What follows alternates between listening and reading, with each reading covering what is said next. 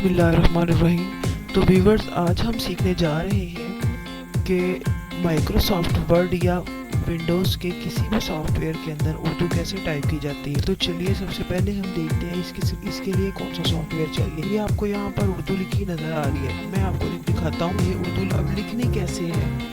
तो चलिए देखते हैं। मैंने यहाँ पर एक सॉफ्टवेयर खोल के रखा है, इसका लिंक आपको डिस्क्रिप्शन में भी मिल जाएगा। करल उर्दू फोनेटिक के नाम से है। इसको आप खोलेंगे, इसका सेटअप इंस्टॉल कर लेंगे।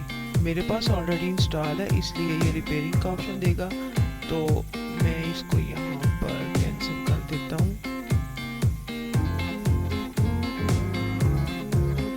जैसे ही आपका उर्दू इंस्टॉल हो जाएगा तो आपके नीचे ट्रे में, सिस्टम ट्रे में ऑप्शन मौजूद होगा।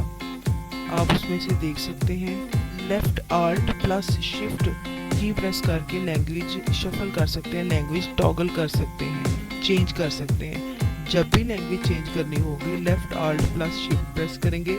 तो व्यूअर्स, कैसी लगी आपको हमारी आज की वीडियो अपने कमेंट सेक्शन में ज़रूर बताइएगा। मज़ीद कुछ जानने के लिए अपना सवाल कमेंट कीजिएगा। Thanks for watching. अल्लाह हाफिज़।